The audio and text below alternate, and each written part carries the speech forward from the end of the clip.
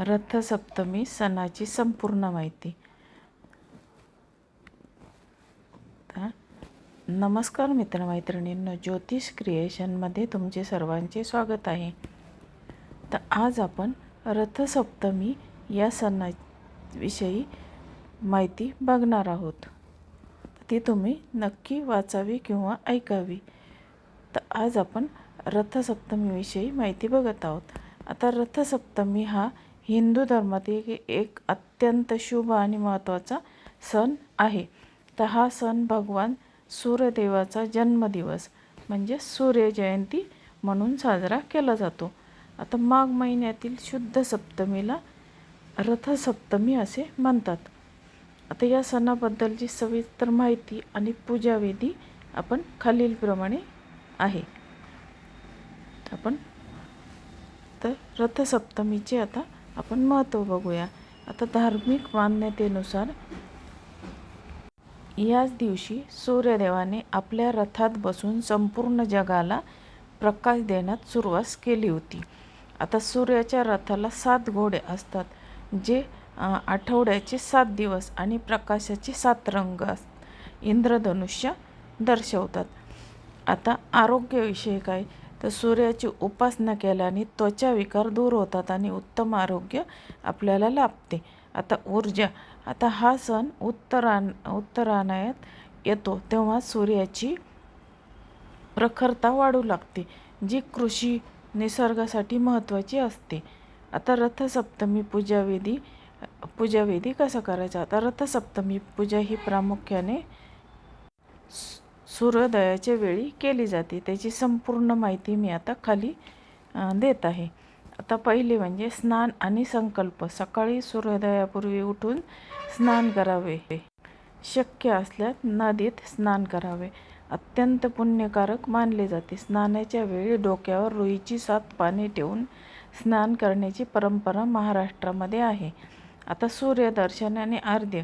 स्नानानंतर सूर्याला तांब्याच्या कलशातून अर्घ्य अर्पण करावे. अर्घ्य देताना खालील मंत्र म्हणावे: ओम सूर्याय नमः, ओम गृणी सूर्याय नमः. आता तिसऱ्या भागात पाहूया. अंगणात रथ काढणे. आता अंगणात किंवा देवासमोर स्वच्छ जागी रांगोळीने सूर्याचा रथ काढावा. रथ मध्यभागी सूर्याची आकृती काढावी. आता चौथ्या भागामध्ये तर दूध आठवणे. आता ही विशेष परंपरा आहे. रथसप्तमीला घराबाहेर किंवा अंगणात मातीच्या सुगडीत म्हणजेच मडक्यात दूध तापवायला ठेवतात. हे दूध इतके तापवले जाते की उकळून बाहेर येऊन दूध ज्या दिशेला सांडते त्यावरून भविष्याची शुभ अशुभ संकेत मानले जातात. आता उदाहरणार्थ पूर्व किंवा उत्तर दिशेला दूध सांडले तर शुभ मानले जाते. आता 5व्या भागामध्ये पाहूया नैवेद्य. आता नैवेद्य, सूर्याला खीर किंवा दुधाचा नैवेद्य अर्पण केला जातो. तसेच या दिवशी अनेक ठिकाणी तिळाचे लाडू किंवा गुळाचे पदार्थ बनवले जातात.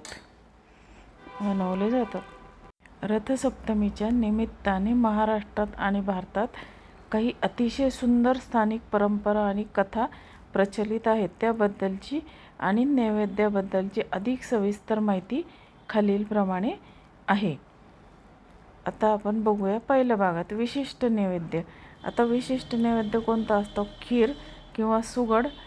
सप्तमीला सर्वात महत्त्वाचा नैवेद्य म्हणजे दूध साखरेची खीर किंवा गोड भात. दूध उतू घालवणे ही एक खास परंपरा आहे. आता घराच्या अंगणात गौऱ्या म्हणजे शेणापासून तयार केलेल्या पेटवून त्यावर मातीचे नवीन सुगड छोटे मडके ठेवले जाते. त्यात दूध घालून ते जाणीवपूर्वक उतू घालवले जाते. असे मानले जाते की दूध ज्या दिशेला सांडते त्या दिशेला घरात समृद्धी येते. आता प्रसाद. यात दुधात तांदूळ आणि गूळ घालून त्याचा प्रसाद खीर बनवला जातो आणि तो सूर्याला अर्पण केला जातो. आता मुलखातील परंपरा काय आहे आपल्या? काही ठिकाणी या दिवशी बाजरीची भाकरी किंवा पालेभाजीचा नैवेद्यही दाखवण्याची प्रथा आहे, कारण हा काळ कापणीचा आणि नवीन पिकांचा असतो. आता दुसऱ्या भागामध्ये म्हणजे रुईच्या पानाचे महत्त्व. आता स्थानिक प्रथा.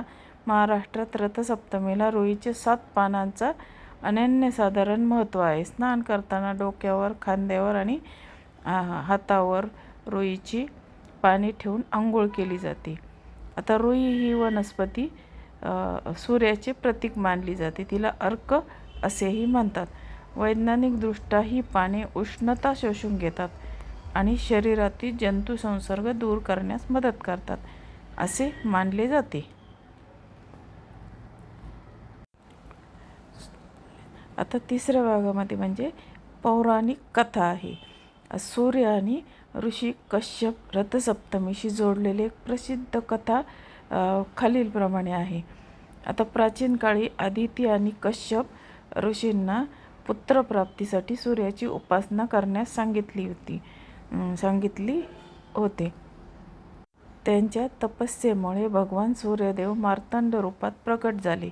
त्या दिवशी सूर्याने पहिल्यांदाच 7 अश्व 7 घोडे रथात बसून दर्शन दिले. तो दिवस माघ शुद्ध सप्तमीचा होता. आता दुसरी कथा काय आहे तर ही फार कमी ऐकलेली कथा असेल. आता राजा कंबोज ह्याला कोणतेही अपत्य नव्हते. त्याने सूर्यदेवाची उपासना केली. सूर्यदेवाच्या कृपेने त्याला पुत्र, परंतु तो मुलगा सतत आजारी असे. तेव्हा ऋषींनी राजाला रथसप्तमीचे व्रत करण्यास सांगितले. मुलाने हे व्रत मनोभावे केले आणि त्याचे सर्व रोग दूर होऊन तो तेजस्वी आणि बलवान झाला. म्हणूनच या दिवसाला आरोग्य सप्तमी असे सुद्धा म्हणतात. आता चौथ्या याच्यामध्ये रांगोळी आणि रथाची सजावट. आता अनेक ठिकाणी घराच्या उंबऱ्यावर किंवा अंगणात सूर्याच्या रथाची रांगोळी काढली जाते. आता या रथात मध्यभागी सूर्याची प्रतिकृती असते.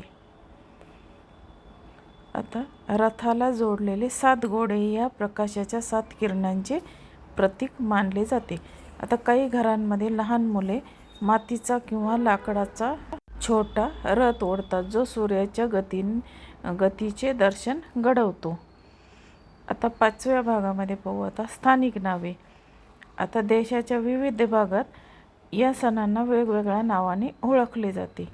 आता आंध्र प्रदेश, कर्नाटक याला माघ सप्तमी म्हणतात आणि तिथे तिरुपती देवस्थानात हा सण मोठ्या उत्साहात साजरा होतो. आता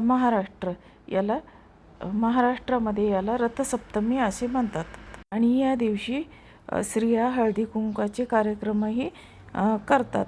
आता एक खास गोष्ट म्हणजे रथसप्तमीच्या दिवशी केलेली नमस्काराची साधना ही इतर दिवसांपेक्षा 1000 पटीने अधिक फलदायी मानली जाते. आता रथसप्तमीची पूजा आणि त्याची तयारी व पूजाची तयारी आणि विधी याची संपूर्ण माहिती मी खाली देत आहे. आता रथसप्तमीची पूजा कशा पद्धतीने करायची, त्याची मांडणी कशी करायची. आता रथसप्तमीच्या दिवशी सूर्यपूजनाला विशेष महत्त्व आहे. या दिवशी सूर्याचा जन्म झाला आहे असे मानले जाते. म्हणूनच याला सूर्यजयंती असेही म्हणतात. आता रथसप्तमीच्या पूजेसाठी तयारी आणि विधी खालीलप्रमाणे. आता पहिल्या भागामध्ये पूजेसाठी लागणारं साहित्य बघूया आपण. आता पाट किंवा चौरंग. पूजेसाठी मांडणी करण्यासाठी पाट किंवा चौरंग पूजेची मांडणी करण्यासाठी. लाल वस्त्र पाटावर अंथरण्यासाठी. लाल रंग सूर्याचा प्रिय रंग आहे. आता सूर्याची मूर्ती किंवा चित्र उपलब्ध नसल्यास पिंपळाच्या पानावर चंदनाने सूर्याचे प्रतीक काढू शकता. आता कलश आणि पाणी. आता सूर्याला अर्घ्य देण्यासाठी तांब्या किंवा कलश घ्यायचा. आता अक्षदा. आता लाल रंगाच्या कुंकू मिश्रित अक्षदा. आता फुले. लाल रंगाची फुले उदाहरणार्थ जास्वंद किंवा कण्हेर. आता नैवेद्यासाठी काय वापरायचं तर दूध आणि गूळ घालून बनवलेली खीर किंवा गोड शिरा. विशेषतः या दिवशी अंगणात मातीच्या सुगडीमध्ये दूध उकळण्याची प्रथा आहे. आता धूप, दीप आणि कापूर एवढं साहित्य लागतं. आता पूजेची पूर्वतयारी. सकाळची वेळ. स्नान. रथसप्तमीला सूर्योदयापूर्वी स्नान करणे अत्यंत महत्त्वाचे मानले जाते. शक्य असल्यास पवित्र नदीत किंवा घरात आंघोळीच्या पाण्यात गंगेचे पाणी घालून स्नान करावे. आणि आता रांगोळी. घराच्या अंगणात किंवा पूजेच्या जागी सूर्याची किंवा रथाची रांगोळी काढावी.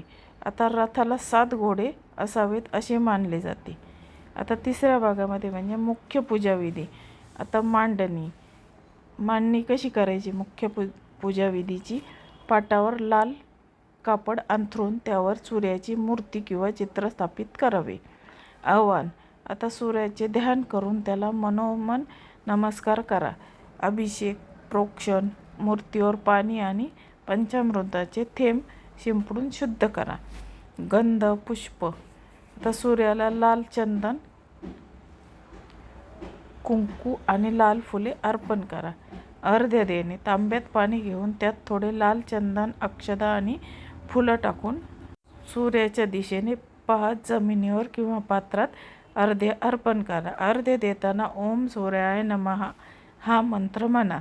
आता नैवेद्य. बनवलेला गोड नैवेद्य अर्पण करा. आरती व स्तोत्र. वर दिलेले सूर्याष्टक वाचा किंवा सूर्याची आरती करा. आता चौथ्या याच्यात विशेष प्रथा आहे. दूध उकळणे. महाराष्ट्रात अनेक ठिकाणी रथसप्तमीला अंगणात किंवा गच्चीवर सूर्याच्या उन्हात चूल मांडून त्यावर मातीच्या सुगडीत मातीच्या भांड्यात दूध उकळले जाते. जेव्हा दूध उकळून बाहेर येते तेव्हा ते सूर्याला अर्पण केले जाते. हे भरभराटीचे प्रतीक मानले जाते. आता काही महत्त्वाच्या टिप्स. आता आजच्या दिवशी शक्य असल्यास लाल रंगाचे कपडे परिधान करावे. दिवसभर ओम गृणी सूर्याय नमः या मंत्राचा जप करावा. तर बघा मित्रमैत्रिणींनो, आज तुम्हाला मी रथसप्तमी या सणाची संपूर्ण माहिती दिली आहे. त्याची मांडणी कशी करायची, त्याचा पूजाविधी कसा करायचा, त्याची त्यानंतर त्याला नैवेद्याला काय करायचे. तर तुम्हाला जर ही माहिती आवडली तर माझ्या चॅनलला लाईक, शेअर आणि सबस्क्राईब जरूर करा. आणि तुम्ही सर्वांनी जरूर ही माहिती ऐकावी किंवा वाचावी ही सर्वांना नम्र विनंती. धन्यवाद.